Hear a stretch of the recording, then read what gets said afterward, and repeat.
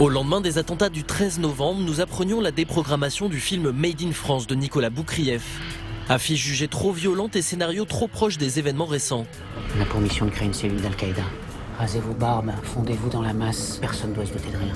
Made in France raconte l'infiltration d'un journaliste au sein d'une cellule terroriste qui planifie un attentat à Paris. Moins en prise avec la violence, Les Cowboys, premier film de Thomas Bidguin, co-scénariste des films de Jacques Audiard, raconte la longue quête d'un père et d'un fils, lancés à la poursuite d'une fille partie faire le djihad au début des années 90. C'était dans la chambre de ma fille, je te dis c'est ton fils qui les lui a donnés. Ça vient de qui? Ça veut dire quoi? Attends, ta gueule, c'est bon.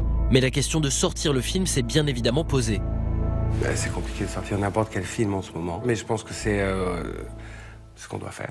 Je pense que c'est la seule position de principe, c'est de sortir des films, d'offrir du spectacle. Et puis imaginer l'inverse, qu'on arrête de sortir des films, alors ça serait l'État islamique qui déciderait de la programmation cinéma en France.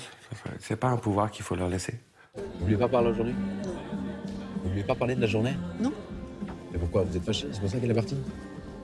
Non, mais ça fait longtemps qu'on ne lui parle plus. Sensible certes, le sujet des Cowboys c'est cependant une toute autre histoire, un tout autre point de vue. Un film sur la communauté, sur nous, et sur comment est-ce qu'on peut réagir. C'est pas un film sur ceux qui partent, c'est un film sur ceux qui restent. Et donc voilà, on a un père qui est comme ça, qui va voir, parce qu'il pense qu'il est un cow-boy, il va voir les musulmans comme des Indiens. Et donc voilà, et à l'époque, vous savez, on parlait de la guerre de civilisation. Et donc voilà, on se dit guerre de civilisation, ah ben les cow-boys et les Indiens, c'est pas mal comme métaphore, c'est valide en tout cas. Elle est là. Je l'ai, c'est elle. C'est qui? C'est Kelly.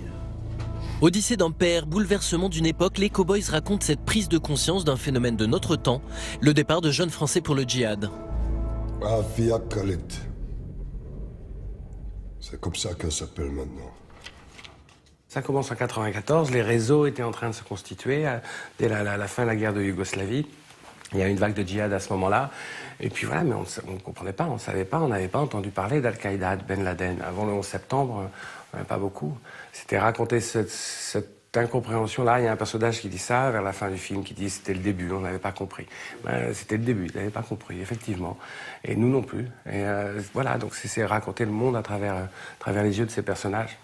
Moi, ce qui m'a intéressé, c'était la petite histoire qui rejoignait la grande histoire, c'est-à-dire l'histoire d'une famille tout à fait normale. Puis d'un coup, cette famille est projetée dans le fracas du monde, quoi, dans le chaos. Tu crois pas qu'elle risque de s'éloigner encore plus si elle sait que tu la cherches? Bien sûr que je vais la chercher. Elle a 16 ans, c'est une gamine. Justement. Tu feras quoi si tu la retrouves et qu'elle veut pas revenir? La kidnappe? Ah ouais, parce que c'est moi le kidnappeur maintenant. T'inquiète pas, je vais la retrouver, ta sœur.